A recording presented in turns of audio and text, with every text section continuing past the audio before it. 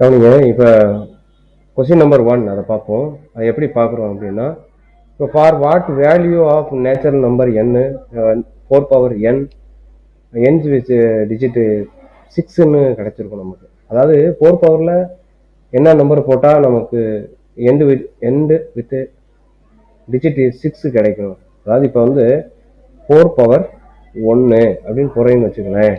அப்போ நமக்கு 4 தான் கிடைக்கும். 4 பவர் 2ன்னு போட்டால் நமக்கு என்ன கிடைக்கும்? 4 4s are 16. அதாவது 4 2 டைம்ஸ் போகணும் இல்லையா? 4 × 4 அப்படின்னு வரும்ல.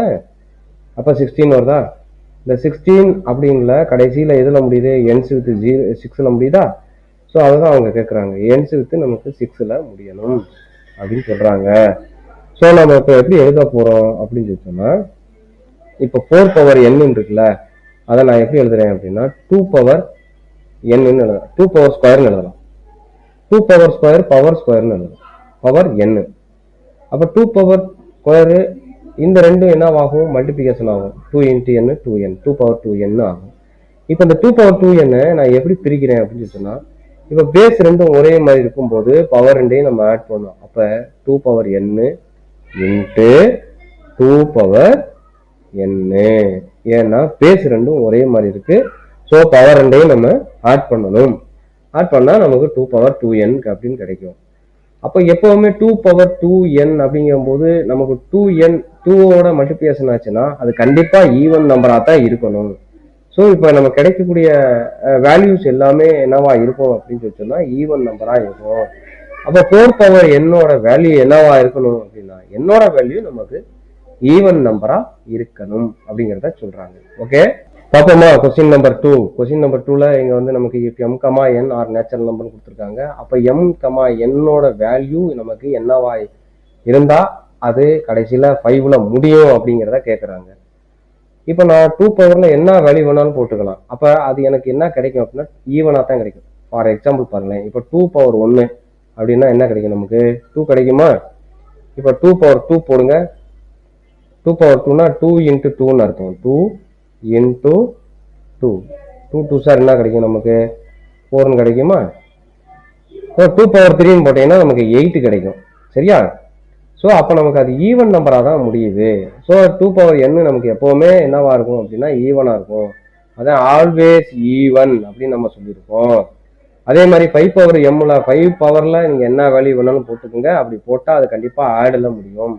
சப்போஸ் 5 பவர் நான் 2 போகிறேன்னு வச்சுக்கலேன். 2னா 5 × 5 போடலாமா? 5 5 சார் என்ன கிடைக்கும்? 25வா? அப்போ 25னா கடைசி நம்பர் நமக்கு என்ன அது வருது? 5 வருதா? 25ல் இந்த கடைசி நம்பர் என்ன இருக்கு? 5 இருக்கா? இந்த 5ங்கிறது என்ன நம்பர்? ஆடு நம்பர். ஸோ ஒரு ஆடு நம்பர் ஒரு ஈவன் நம்பர். ஆடு நம்பர்லையும் இது என்னவா கிடைக்கும் அப்படின்னா 5 மட்டும்தான் கிடைக்கும், வேற எதுவுமே கிடைக்காது. ஸோ 5ஐயும் ஒரு ஈவன் நம்பரையும் நம்ம மல்டிப்ளிகேஷன் பண்ணும்போது நமக்கு கடைசியில 0 அப்படின்னு தான் முடியுமே ஒழிய 5ன்னு நமக்கு முடியாது. அதனால அது பாசிபிள் கிடையாதுன்னு நம்ம சொல்றோம். சரிங்களா? அதுதான் இந்த வேலையே. there is no possible at all. அங்க வந்து இருக்காது. 5 is not possible to getting ends in 5 அப்படின்னு நம்ம சொல்றோம். ஓகேவா? ஓகே, இப்போ நம்ம தேர்ட் சம்மு பார்க்குறோம். இப்போ வந்து எப்படி கொடுத்துருக்காங்க? கொஸ்டின் எப்படி கொடுத்துருக்காங்கன்னா ஃபைண்ட் த HCF ஆஃப் 25 25 25. அதை 36 36 36 இந்த ரெண்டுக்குமே 25 25 36 36 இருக்கா? இந்த ரெண்டுக்குமே நம்ம என்ன கண்டுபிடிக்கணும் அப்படின்னா HCF கண்டுபிடிக்கணும். எப்படி கண்டுபிடிக்கிறது? ஒண்ணுமே இல்லை, நம்ம ஏற்கனவே நம்ம பார்த்தது தான். இப்போ ஃபர்ஸ்ட் பெரிய நம்பரை நம்ம உள்ள போடுறோம். 36 36 36. இதை இதால டிவைட் பண்ணும்போது 1 டைம்ஸ் டிவைட் ஆகும்.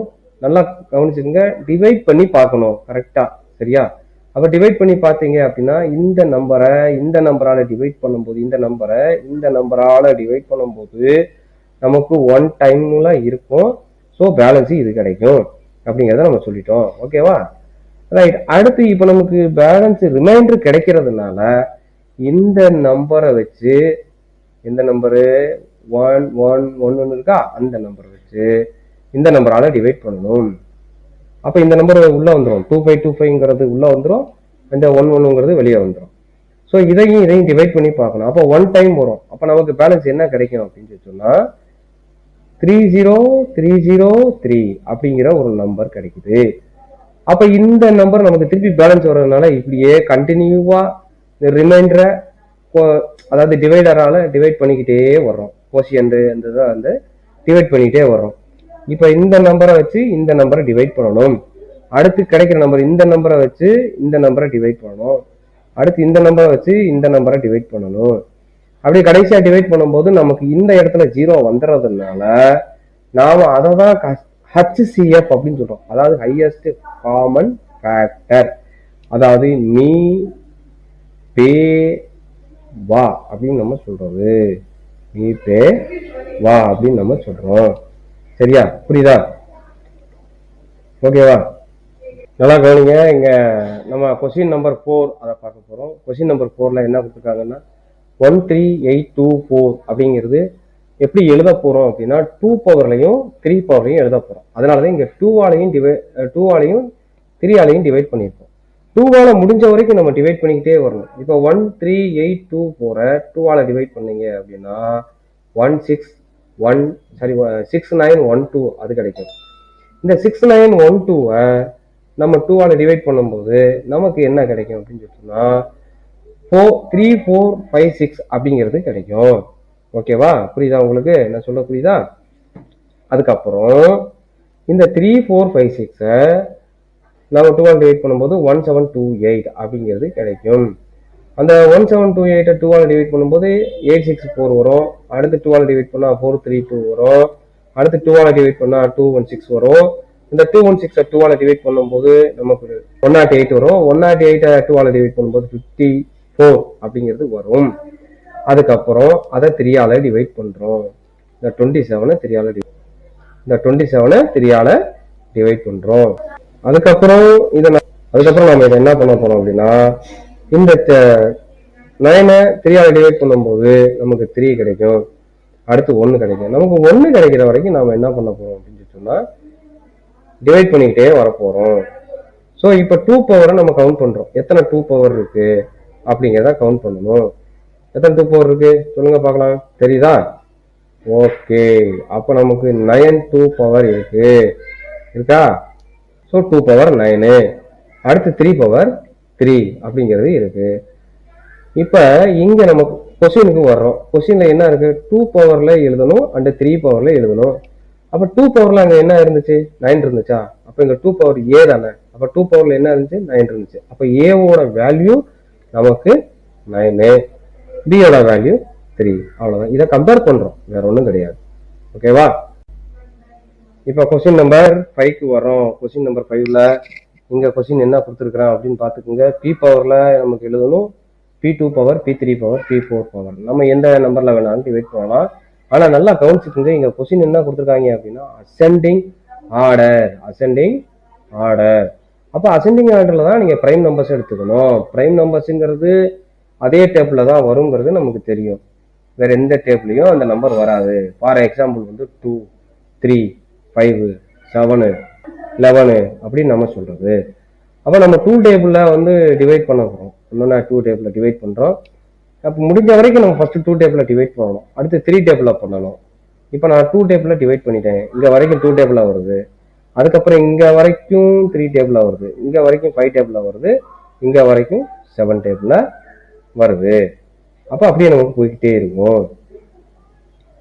சரியா? புரியுதா? அப்ப இங்க கொஸ்டின் என்ன கேட்டிருக்கான் அப்படின்னு சொன்னா இப்ப இதை எழுதுனீங்க அப்படின்னா 2 பவர் 3ன்னு எழுதலாம். 2 எத்தனை டைம்ஸ் இருக்கு? அதுதான் Pங்கிறது 2. எத்தனை டைம்ஸ் இருக்குங்கிறது எக்ஸ். அதுதான் நல்லா கவனிச்சுக்கோங்க. இங்க Pங்கிறது 2. இந்த 2 தான் நம்ம ஃபர்ஸ்ட் டிவைட் பண்ணியிருக்கோம். அது எத்தனை டைம்ஸ் வருதுங்கிறது தான் இது. அப்ப 3 டைம்ஸ் வருது. அதுதான் x1. அடுத்து x2, x3. அதே மாதிரி நம்ம 3 எத்தனை டைம்ஸ் வருது, 5 எத்தனை டைம்ஸ் வருது அப்படின்னு எழுதணும்னா அதுதான் x1, x2, x3, x4. வேற ஒன்றும் கிடையாது.